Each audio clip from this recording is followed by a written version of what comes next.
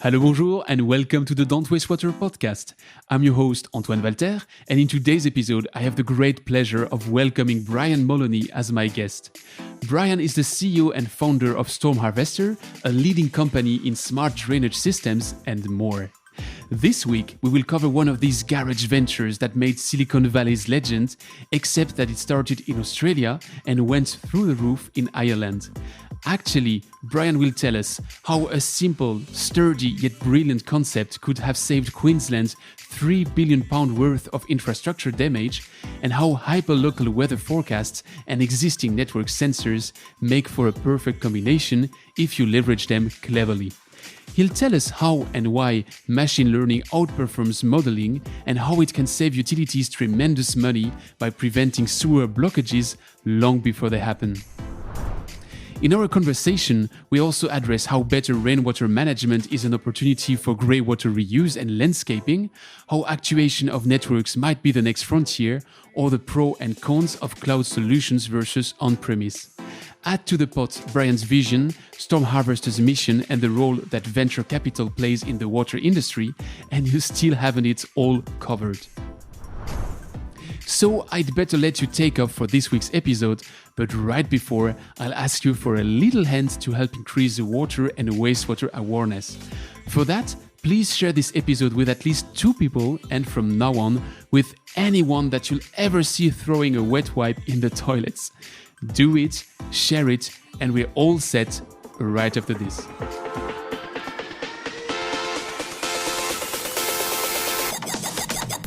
You're listening to Don't Waste Water, the podcast that helps water professionals to improve their wastewater treatment, optimize their operation costs, and keep up with the latest market trends. This podcast is brought to you by GF Piping Systems. As a leading supplier of piping systems made of plastics and metal, GF Piping Systems is the global expert for the safe and reliable transportation of water, chemicals, and gas. For more information, visit gfps.com. So hi Brian, welcome to the show. Hi Antoine, how are you doing? Well, very good, and you? Good. Let me start with a postcard actually. It's the first time I have the pleasure to welcome someone from Ireland. So you're in Belfast right now. What can you tell me that would be crispy about Belfast? Well, it's actually quite a nice day here today. It's 12 to 15 degrees, which is unseasonable for us. So the window is open here a little bit and I can actually see the sun coming in for the first time this year. So it's a beautiful environment to be doing the podcast from. So I hope you have no hard feelings. You know, I'm French, you're in Ireland. I think for the first time since decades, France won against Ireland in rugby. So I hope you don't mind if I brag a bit. No, that's quite all right. We'll give you this one. We'll be back again next year. It's, let's say, very probable. So let's go to the matter. Actually, I was looking at your path and I was noticing that you started up in, let's say, hardcore engineering, civil engineering, hydraulic, environmental engineering, and now you're more on the cloud, artificial intelligence. So that's kind of a transition from hard to soft, from far. But can you guide us through your steps? Yeah, so I think it all goes back, I suppose, at the start to my university days. So I went to Trinity College in Dublin, and actually I did a course that allowed us to study different disciplines of engineering. So I studied both civil engineering and also some software engineering for the first number of years, and then specialized into the area of civil engineering and drainage and hydraulic modeling and everything associated with that. But it gave me a good broad understanding for the initial years of the software and the building of software and how that might be applied to stormwater and wastewater drainage networks. So I think it all started maybe back then, and then it developed then through my time in Australia was really where it came to the forefront then. Actually, your times in Australia, according to what I read on your website, it's the time and place where you had your aha moment, which led you to creating actually your company, StormHarvester. Can you tell us something about this aha moment first, that we understand that one, and then can you explain me how you have this aha moment down under and you create your company in the UK? Yeah, absolutely. I suppose I was graduated in Ireland as a civil engineer and started to work initially in drainage, but very quickly we fell into 2006 and 2007, 2008 in the global recession. So in that instance, there was quite a lot of work happening in Australia around engineering and civil engineering. So I decided to go for my career and to move to Australia. I actually started living outside of Brisbane in Queensland. And it was just 2009 when I sort of moved over here and started to get established. Only a couple of months when I'd been living there, there was a huge catastrophic event called the Queensland floods, where there was £3 billion worth of damage done to the infrastructure of Queensland. And I was living in Queensland at this time outside of Brisbane. So one of the things that struck me when I was there, the flood wasn't just a one-day event. It happened over the course of about a month. It was continued high rainfall, which would come intermittently every couple of days. But the thing that really confused me is that we knew the rainfall was coming a day or two in advance because we could see from the accurate local forecast information that they had in Australia at the time, but we couldn't do anything about it as engineers. At the time, I was working as a drainage engineer for a local council in Australia. And what we used to do is essentially we would go around to all the housing developments and we would ask all the individuals in the housing developments, could they please empty any of their storm tanks or their rainwater harvesting tanks like a day before the big rainfall would come. And I just thought, as an engineer, this was crazy. Such a reactive way to try and solve a problem of trying to mitigate the first impacts of the heavy rainfall. So it was actually around the same time in Australia when I got my first iPhone. And I couldn't understand how there could be so much technology in this little device. And then our infrastructure, which is the thing that protects us against these real environmental catastrophes, is so reactive. Literally everything in the stormwater and the drainage networks in Australia and every country in the world was the same at this time, was reactive. So something would happen and then the drainage network would react. To me, it just seemed so silly that you would have infrastructure there when you have technology available in the world, that you could have this really clever predictive drainage network, and it would be able to see the rainfall that was coming in the coming days. It could understand what that would mean for a pumping station in a sewer network or for a flood tank or a reservoir, and we could drop levels. And it just seemed that there was such a lack of use of technology in civil engineering compared to how other industries had developed, like oil and gas, and other industries had raced ahead, embracing the Internet of Things and different technologies, subsequently machine learning.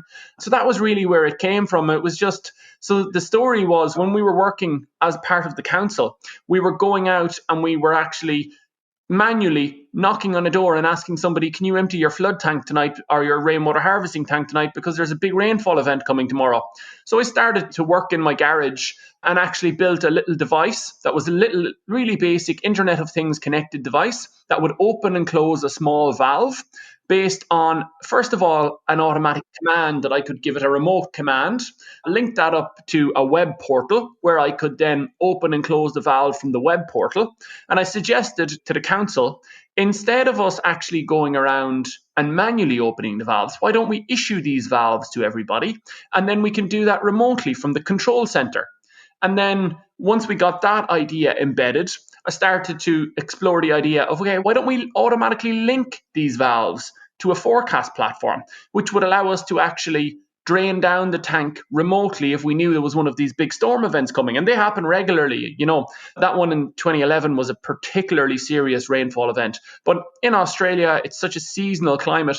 In parts of Queensland, they get this heavy rainfall every year or something similar. So this was a repeated problem that they had, but they had no technology solution for it. So really the first, it wasn't even a company. At that stage, it was just developing a solution to solve a problem that I saw in the market. And it was just to help out the council that I was working with. It wasn't necessarily to try and go and really push a commercialization or anything like that. But that was really the first instance. It was seeing all this other technology that could affect and that could help us, and we weren't using it. So that was the genesis of the idea. So you were scratching your own itches, which is probably the best way to come out with something. But that was still in Queensland, and you brought that back with you to Dublin or to Belfast. Where did you come back, and why did you come back? To Belfast, yeah. So I was working there and we were getting a lot of success with that project. But ultimately, once the recession had sort of started to ease and construction had started back in Ireland, there was a need for engineers back in Ireland again. So from Australia, I contacted the university, Queen's University in Belfast. And we started with doing a remote project initially, and then I moved over to do a closer project with the university as they were very interested in this type of technology and how it could be applied. And we started to get some students doing final year projects, and then we've ultimately developed out into a student doing a PhD ultimately on this type of solution. So really there was a strong interest from Queen's University to help me develop the concept, and they saw the potential there was for these type of solutions. And then, just a desire to a personal desire to come closer to home. So that means that your original product or the original service you were bringing is your stormwater solution that you have today still in portfolio. So that was the origin of the company. Is it still the heart of what you do today? Because you also have the other part, which is linked to the networks. So do you have a preferred child? That's a difficult question. No, I don't think we have a preferred child. So that product it's been quite a successful product with us now, and we've got lots of installations of that product around the UK. We've got a really strong partnership with the company Waven, and we're using Waven flood tanks to install these smart valves around different projects around Europe. And some of those projects are fascinating applications of this new smart technology, really, really optimizing what we can do with stormwater networks. What we started to look at then was that, we're doing this on localized flood tanks. We're helping municipalities to manage their flood tanks or their storm tanks. We started to look at the utilities and how could technologies like this assist water utilities. So we started to look at drainage networks that might have some infiltration or might have some stormwater coming into them. We started to look at wastewater networks and the influence of stormwater on wastewater networks. And what we found is that certain situations, the wastewater network, the flow could increase 10 to 20 times during periods of high rainfall on certain areas of combined sewers. So we said this predictive system that we had built to link infrastructure to the weather forecast, it had to be useful also to utilities because they have a lot of the same problems with their infrastructure being very reactive.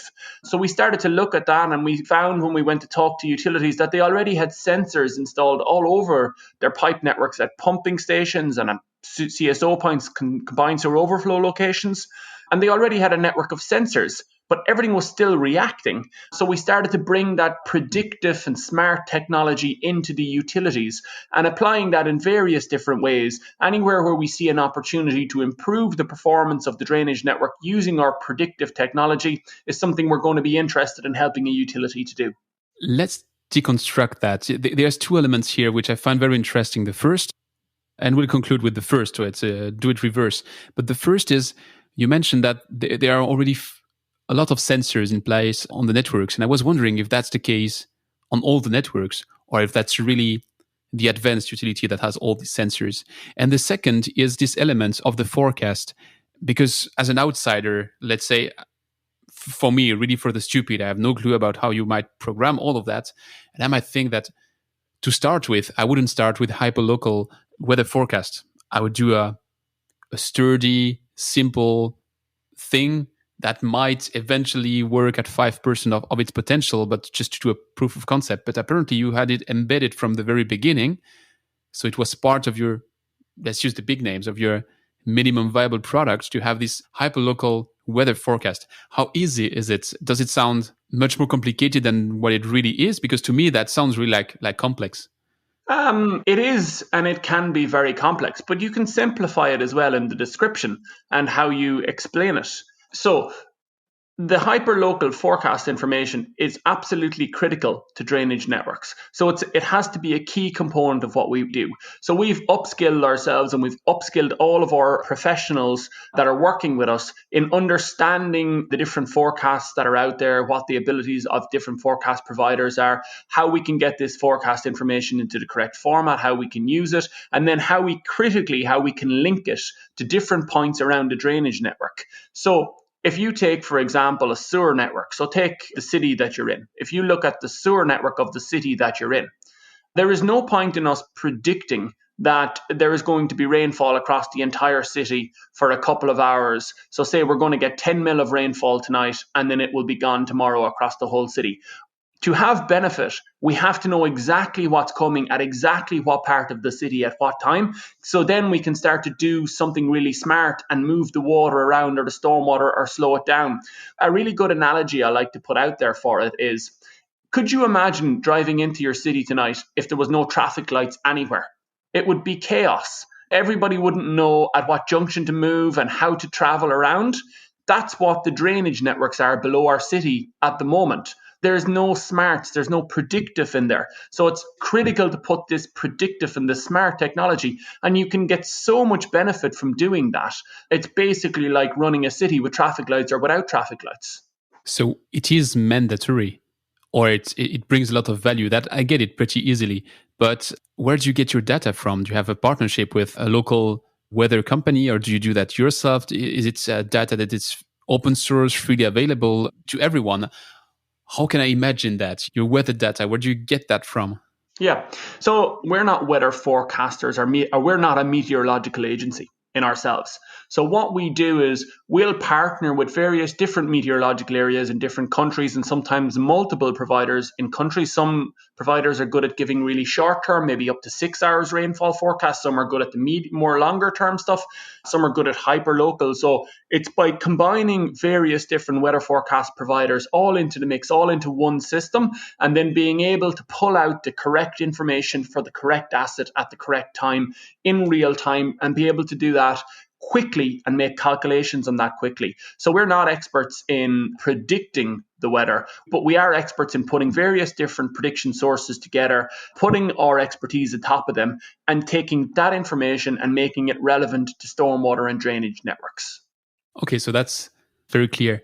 Which brings me to my first part of the question, which is the sensors on the network, because you have this data of the weather, and the other part of the data is what you get from the network. How common is it to have sensors on the networks? Is really everywhere in the UK you would see those sensors, everywhere in Europe, everywhere in the world, or is it really the highest end utility that have their networks fully equipped with sensors? I suppose it all depends. It comes down to how many sensors do you need to make a system like this work. And the bottom line is not as much as what people think they need. There's a real drive over the last number of years to put more and more and more sensoring into stormwater and wastewater networks. It's not always the right thing to do. You need to, first of all, understand the data that your existing sensors are giving you. So what existing sensors do you have in a network? So a wastewater network is made up of several different components. So there'll be pipes, there'll be pumping stations, and there'll be usually outfall points or combined sewer overflows or sewer overflow points where you discharge from. Usually the pumping stations will be censored. So there'll be some censoring in the pumping stations because the utility needs to know how the pumps are operating, if they're deteriorating, if they're running well and not running well. So this is the first point you will have monitored. So this is a basic, and this is in pretty much all utilities. The next step then is the CSOs, the combined the outflow points across the network. And usually utilities will have some censoring at their overflow points in most instances. If not, they will have a plan over the next number of years to put censoring in there. Because if they're going to have some discharge to the environment, they need to know the regulator or the environmental agency of the country will usually want to understand how much they're going to discharge, where they're going to discharge, if they're discharging, so that they understand if there will be a consequence to the environment of the storm discharge. And then the really sophisticated utilities might supplement this with some sewer level sensing around different areas, particularly maybe areas where they've had some blockages or areas where there's had some issues in the network. Our system can work once we've got the pumping station. So we can work at basically level 1 censoring. Level 2 censoring, it's going to optimize, you're going to be able to do more. And level 3 is the all singing, all dancing system where you could really, really develop out your benefits. So you mentioned your system, and that's now the part where reading your case studies, reading your documentation, I wasn't able to understand exactly how that works, because on that same microphone, I had an interview with Kendu. I don't know if you know them. Kendu is putting some sensors in the network, and then they do modeling. And from what I understand from your technology, you're not modeling. You do something which, according to what I read, is even better. So how do you do to process this data if you're not modeling? Yeah. Oh, that's really interesting. So I have a confession to make. So my background is actually hydraulic modeling. So that's what I did for a lot of the time I was working as a consultant. So I've come from the industry of hydraulic modeling. Nobody's perfect. So the big difficulty that hydraulic modeling has is in terms of trying to apply that to real-time information.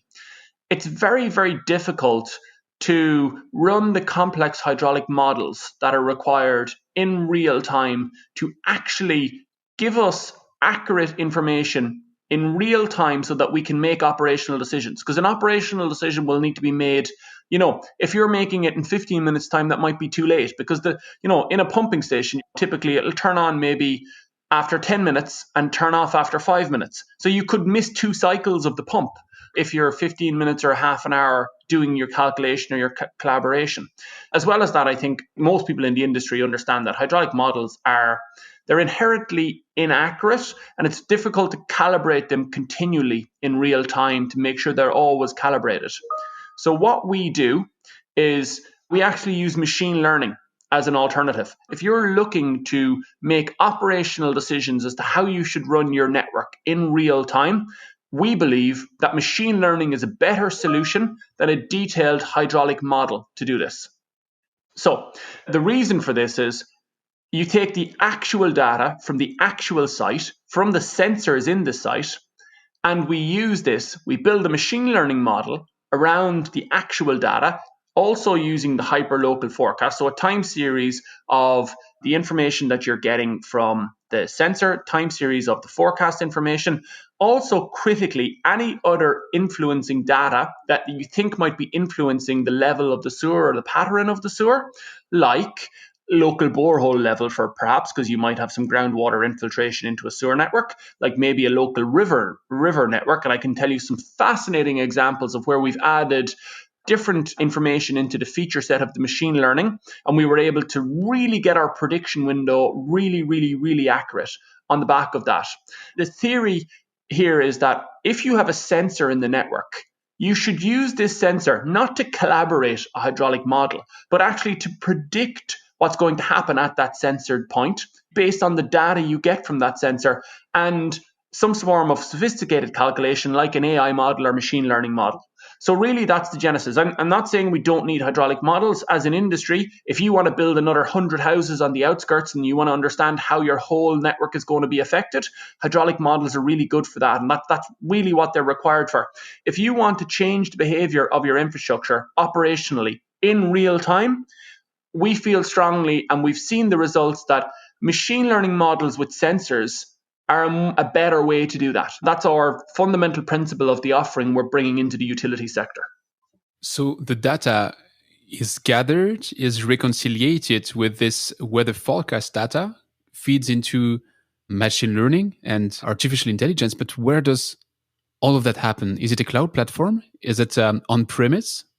Yeah, so most often we can do on-premise solutions, but most often we'll do it in the cloud. We'll recommend there's huge advantages to your data processing, to being able to scale up different data processing applications in real time and then scale back down again.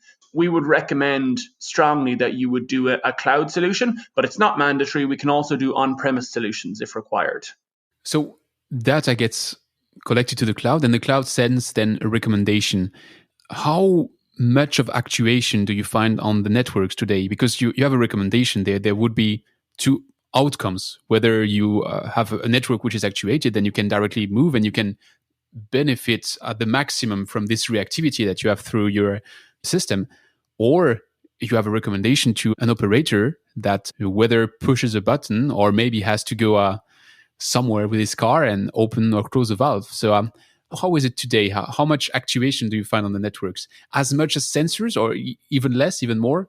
Yeah, certainly much less than sensors. I think the application of the actuation... That would have been my guess, but... Yeah, absolutely. So the application of the actuation across the network is not...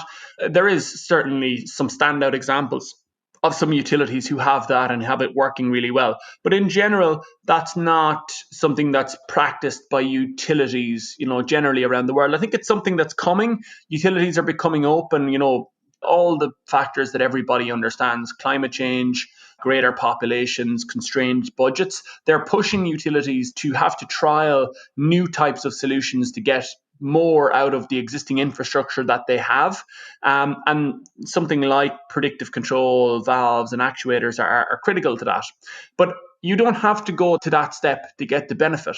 We've done projects like blockage prediction, real-time blockage prediction, using this technology, using the forecast and the machine learning.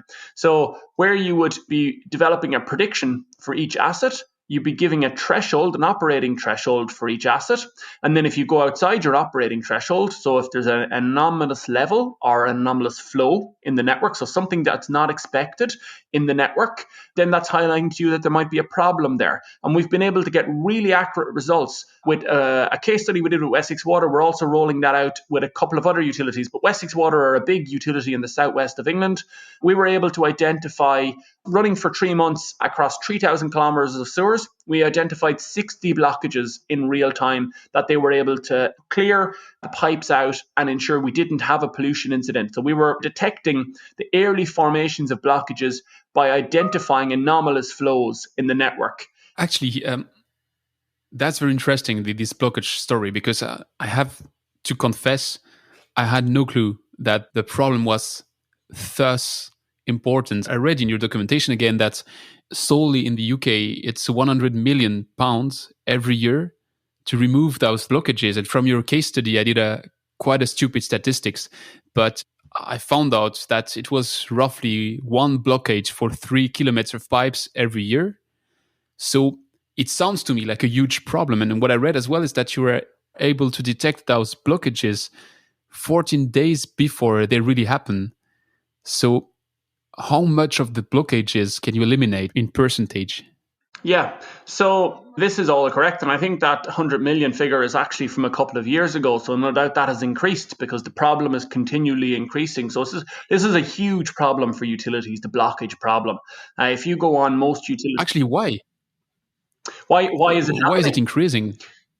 Both. Yeah, so really there's two factors that contribute to about 90% of the sewer blockages.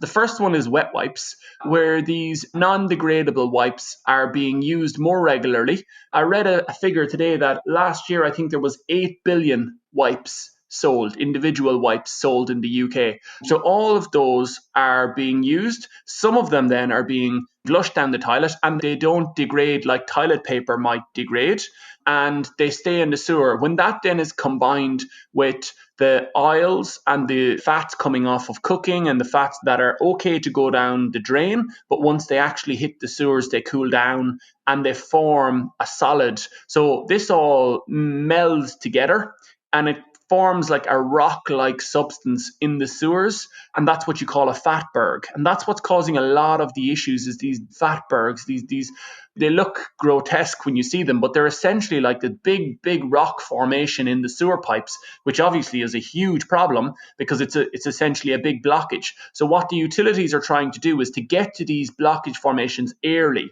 before they turn into these big fatberg formations and actually get in and get them moved on and jet them out so that they get through the network. Because if they start to form in the pipe, then you've got a big problem. So understanding the correct flow, doing really accurate flow windows or level thresholds in the sewers, monitoring them, using machine learning to understand when you're going outside of an expected threshold or outside of an expected level. It's a really, really valuable tool now that the utilities are starting to understand the potential and the benefits around. So it's good because you defined the fatbergs. I was really wondering what the fatbergs was. Now I have a clear definition. It's crazy when you think of it. 8 billion wet wipes only in the UK. If you're listening to this and you still flush wet wipes in your toilets, I mean, I don't know how we as professionals shall repeat it, but don't do that. just don't. Exactly. So you find out about these blockages 14 days in advance. You can clear them. And how much of them can you detect? All of them? 90% of them? 50% of them? What's your accuracy there? Yeah, so because we've developed out this technology with the machine learning capabilities, and because we're using the hyperlocal rainfall forecast, and we've been at this since 2011, believe it or not. That was when the Queensland floods happened. That's when I started to develop out this technology. In the projects that we've run with utilities, we actually haven't missed a single blockage. We've got every single blockage right. We've got 95% accuracy on our alerts, or maybe 94, 95, something like this. And then you're talking about 5% false positives. So what we're finding is that you need to have very high levels of accuracy, or else the operations crews in the utilities lose faith in the solution. So every time you send a message to the operation crew that you need to go to a certain site at a certain location, they need to find something when they get there, or else they start to say, oh, this machine learning doesn't work, or this technology isn't good. So it's really, you have to have that level of accuracy, or else you won't get buy-in from the operational staff. And what we found is we were running proof of concepts with different utilities, and we would actually get a phone call at the end of the proof of concept from the maintenance or the operational crew that would say, please don't turn this off. We like this. This is working for us. Finally, we've got a solution that's able to get us to the blockages, so we don't have to deal with the big Fatbergs down the line. Please keep this running. And the utility would ask us, please keep this going. And to me, that proves the value of a proof of concept, when the operational crews are the ones that are asking you, this is working. We shouldn't take this out. That's for the networks. If I go back to the attenuation tanks, if I got it right, what you do there is that, and I mean, you are on the Don't Waste Water podcast, so trust me, I like the idea. It's about not wasting water. You can reuse a part of that water because you know that the storm event is gone, so there's no new rain for the next 2 days. So why not use that water to use it as grey water to flush the toilet, or non-potable reuse? How does that work? Yeah, so we're jumping all over the place. So this is this is the first solution that we described, was putting a smart valve or a smart pump linked to a forecast platform into a storm tank or a flood tank. So let me give you an example of a project. So we've got some really fascinating projects being installed currently, and more coming as we go across this year in the Netherlands. So the Netherlands, certain cities, we've got a big project in Assen and a big project in Assendal. In these cities, this is with our partner company Waven, who do the flood tanks. With this solution, Waven are putting and retrofitting in these new flood tanks into these cities. The municipality has understood that there's an increased flood risk, so they're trying to minimize and make the city safer by installing these flood attenuation structures and tanks in different parts of the city. So we've come up with this solution that we control the level in this tank based on our smart valve, so we can predict what water's coming when it's coming. And what we're doing is we're recycling water out of this tank, because now we can hold water in the tank, but if there's a big flood event coming, we can release it and drain it down, and then we can, the next time we get some small rainfall, we can hold the water in the tank again. We're able to use this water to actually water the vegetation in the town centre all around these cities. So instead of during the summer, when there's a potential hose pipe ban on, that all the vegetation dies and all the nice flowers that exist around the centre of the town, now we're able to water them from the tank that has been installed. So the tank is not only increasing or mitigating the flood risk, it's also providing the ability to recycle and keep all your greenery in the area green. Sometimes it's been linked to the local public toilets in the area. So there's all different sort of things. If we put it in on an individual development for a particular building, we can actually reuse the water for drinking or for non-drinking water. So for toilet flushing, or for cleaning, or for irrigating the plants, as I've described. So it's about being smart with the water we're using. There's lots of benefits here, because this stormwater otherwise would have ended up in a combined sewer, which might have contributed to pollution. It would have probably have ended up, if not being discharged in a pollution event, it would have ended up in the wastewater treatment works, where it would need to be treated. But instead of needed to be treated, it's actually providing value by allowing it to recycle some water back in the network. It just makes so much sense on so many levels to actually implement this type of technology now that it exists. So I know that it sounds a bit like I'm dragging you left and right, and I'm sorry for that. But I'm really curious. It's a fascinating field. But of course, you don't want to treat all of that water in your wastewater treatment plant. But I was discussing that with Marie Launay, actually. Hi, Marie, if you listen to that.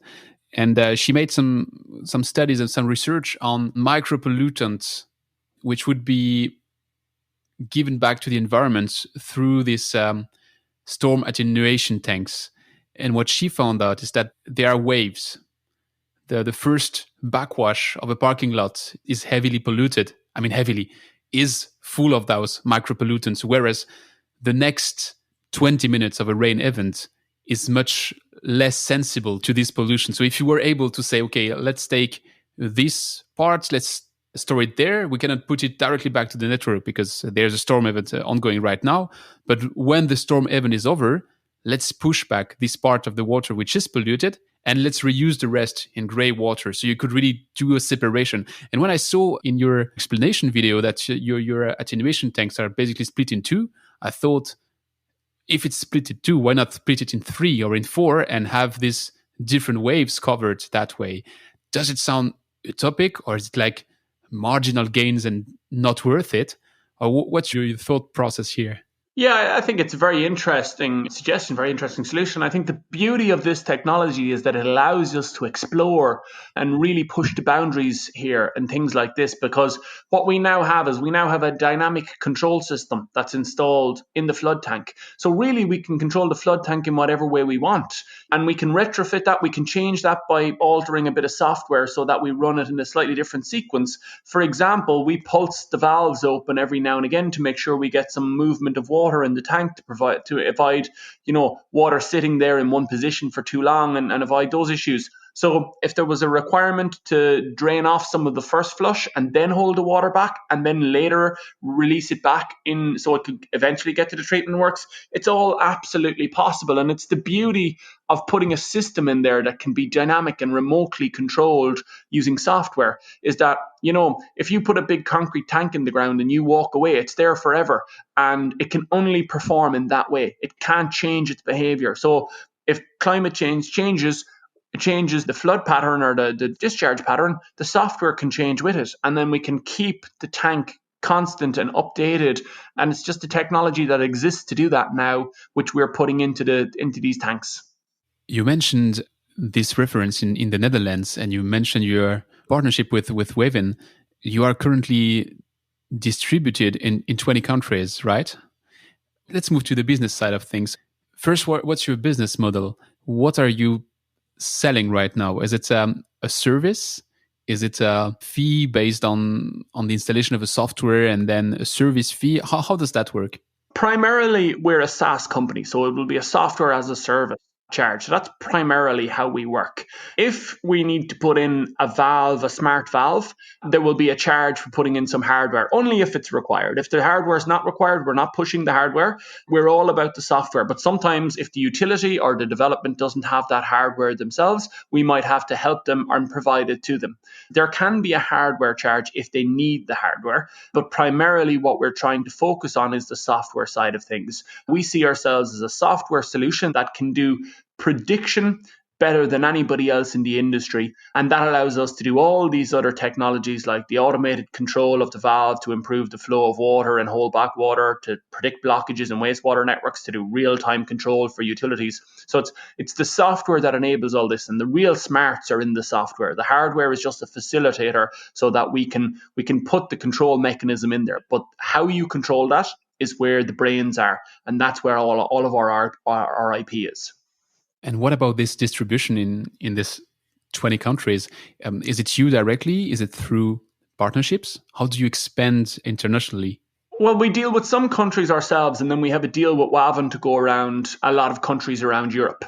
Wavin are obviously a big presence. They're a big, and their parent company, Orbea, are really environmentally focused. And that's where the alignment really came really well, because our mission is to improve drainage networks so that we can improve the environment. And that really struck a chord with the parent company of Wavin, who are Orbea, and they're a Mexican company. So That distribution happens with Wavin's sales network that exists around various different countries. Now, some countries we'll go to ourselves. Some countries we've got people working in ourselves. We're very hands-on in the UK. We do have rainwater harvesting partners in the UK, but with the utilities, we're very hands-on ourselves in the UK. We're obviously very hands-on ourselves in Ireland, and then various different countries, we've got different models. But a lot of it is through this Wavin partnership model, which has been, from our point of view, a fantastic success. I was surprised, I have to say, positively surprised because of the radical transparency aspect of that, which I really love in companies. But to see from the pitch of your company on that, you mentioned that you are backed by venture capital. And I'm always wondering when I see companies backed by venture capital inside the water industry, and had several of them on that microphone, I'm always wondering if hypergrowth is something which is achievable within the water industry. So I would be interested here to have your take. Yeah, we are backed by venture capitalist financing. So, I mean, it's really exciting because it gives us the ability to scale quicker than what we would otherwise be able to do. So we've installed systems, we've tested systems, we've proven the concept in a number of countries and a number of different concepts that we've all discussed across this podcast.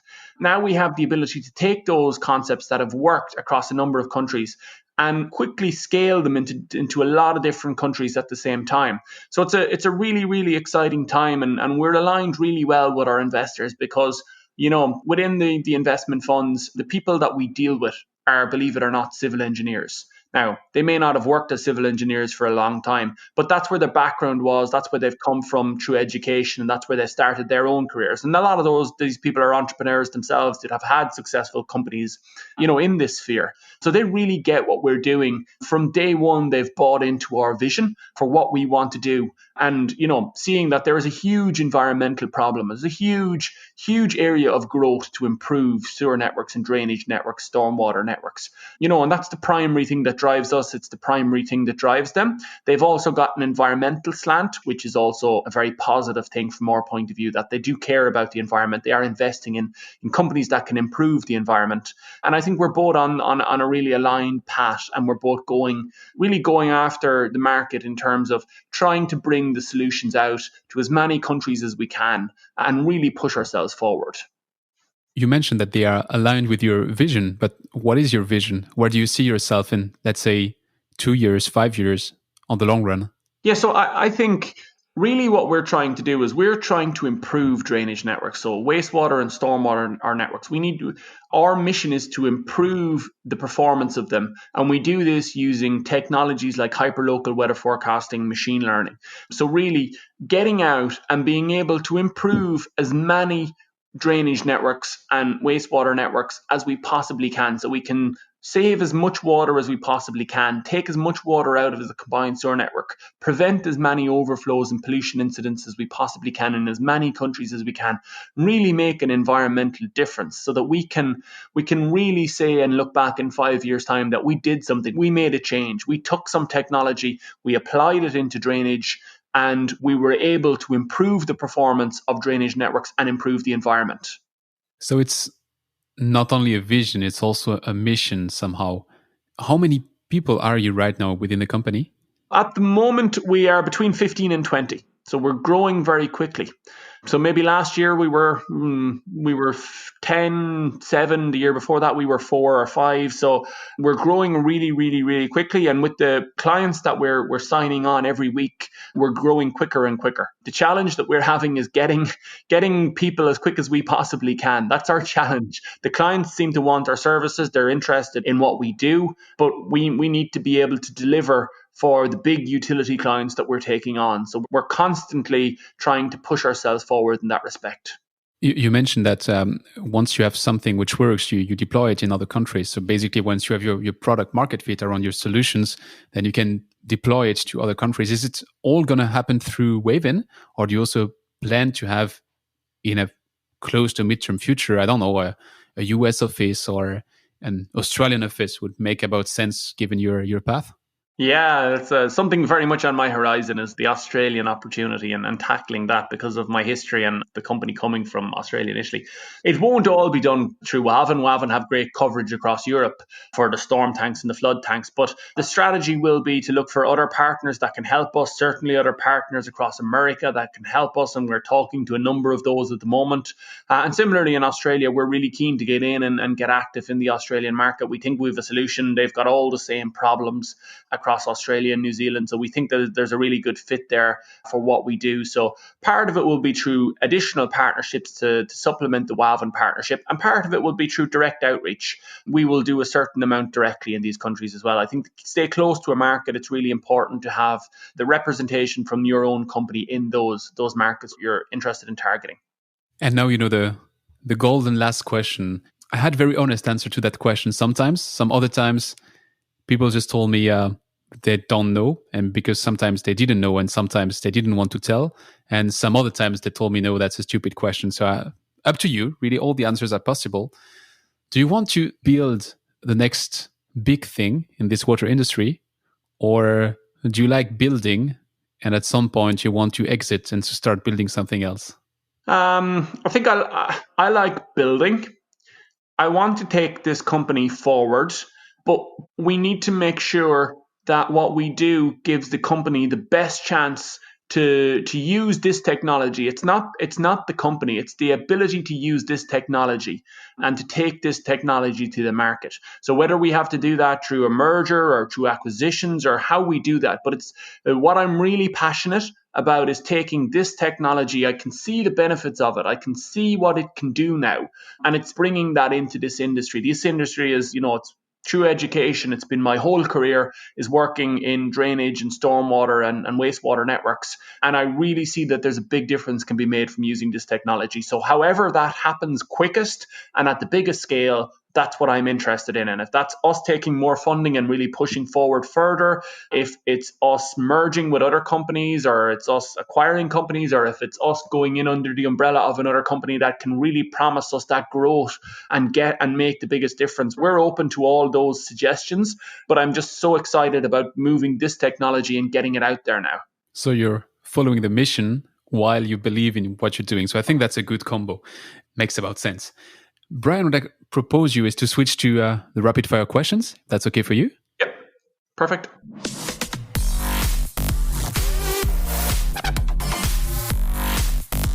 It's time for the rapid fire questions. So in that section, I try to keep the question short, and I'd be happy if you keep the answer short, but I'm not cutting the microphone, so don't worry. My first question will be, what is the most exciting project you've been working on and why?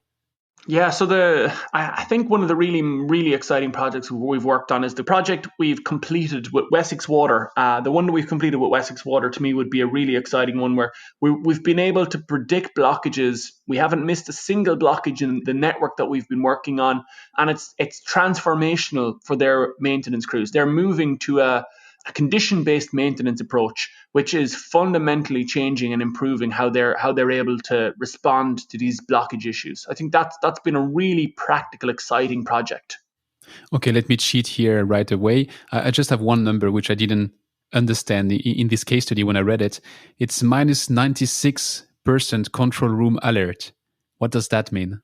So how the utility is working is at the moment they've got all their sensors out in the network. So they've got their pumping station sensors, they've got some CSO outflow sensors.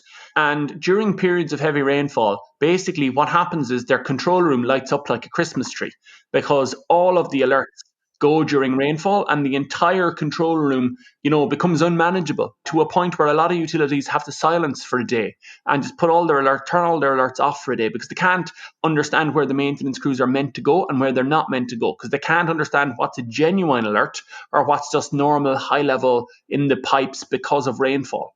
And what we're doing is we're using our machine learning to determine when is a high level okay because it's just rainfall and it's within the operating parameters, or when is a high level not okay because it's showing something out of sequence. So if the pipe is usually during this density and intensity of rainfall, duration of rainfall, fills to 50%, but our machine learning has a range then of 55 to 45% that we should be within for that sewer. If the sewer goes to 70% or 80%, then there's a problem because something is happening in the sewer that shouldn't be. And that's where the ops crew should go, not to the other 50 sewers that are behaving in the normal, practical way that they just fill up and empty. So we were able to turn off or silence 95% of their alarms and leave on the 5% that are critical where they need to get out or there's going to be pollution that could be avoided. Okay, all clear. Sorry, I'm the one that sidetracked you, but that was intriguing to me, and I'm glad you made it much more clearer. What's your favorite part of your current job? I think it's seeing the benefits, seeing the rewards that we get when the team comes together. So we had a project today where we got really, really good feedback from a utility client that they were really happy with something that we were doing, a piece of work that we had provided to them. And there was 4 people involved in that project, all doing a small bit different in terms of their own piece of what they were doing. All the 4 people came together to provide this one solution that had our client basically saying, this is absolutely what we need to do. It's helped us and it's saved us money. It's the reward that we get when the team is working well together to achieve the mission. What is the trend to watch out for in the water industry? Oh, well, I think I can't preach for the last 40 minutes about smart networks, smart drainage, forecast prediction control. We say more than real-time control. We say forecast predictive control because real-time control is still behind time. If you can do predictive control, that's what we're preaching. And I think that's the area where there's huge benefits coming down the line. What is the thing you care the most when you're working on a new project, and what is the one you care the least? That's a really difficult question. What we care the most about a new project is delivering a positive outcome for the client so that we can help them to reach their goal, be that financial or be that environmental. So if we're trying to provide a system in for a client that can actually reduce pollution and or save them money at the same time. So that would be the most important thing. The least important thing, I don't know. That's too difficult for me to answer. Surprisingly, that's the most common answer I get to this question. It's hard to say what you care the least. I get it. Do you have sources to recommend to keep up with the water and wastewater market trends? I think nothing in particular. I think the industry conferences are fantastic.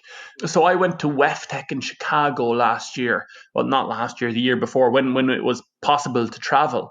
And that was just such a fantastic experience to see all the different companies just under one roof with all their different solutions, all challenging different problems, coming with different mentalities. I highly, highly recommend WEFTEC. Also Aquatech in Amsterdam, a fantastic show, a fantastic presentation, and really, really, really good. And seek out people like Swan Forum and people like Imagine H2O, who are the groups that bring these innovative technologies together and showcase them to the industry. They'd be really the places that I'd be looking out. And other than that, you can also always check out StormHarvester's LinkedIn page because we're very active and we're really trying to show what we're doing to everybody. Well placed. Would you have someone to recommend that we should definitely invite as soon as possible on that same microphone? Very interesting. So the European product manager for stormwater with Waven is a man called Gertjo van Dijk from the Netherlands, who's a real advocate. And Waven have done some really interesting stuff, yes, with what their partnership with StormHarvester, but also in enabling more vegetation and more trees using their crates and their planter boxes. They're able to leave the vegetation to breed and to get the moisture around the vegetation without causing root damage.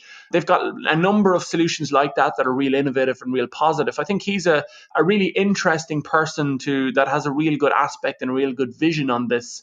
And other than that, some of the utility managers and leaders that we work with are really, really innovative, and they've actually at the cold face of using this and lots of other technology. There's a utility called Wessex Water I've mentioned before where we've done a lot of really good work, and Jody Knight manages their marketplace, or he's involved with some of their marketplace work, and he is fantastic. advocate for solutions that will improve the performance, even if they're very innovative, that will improve the utilities performance. So Jody is a real strong candidate, I would feel, and maybe Hercho as well.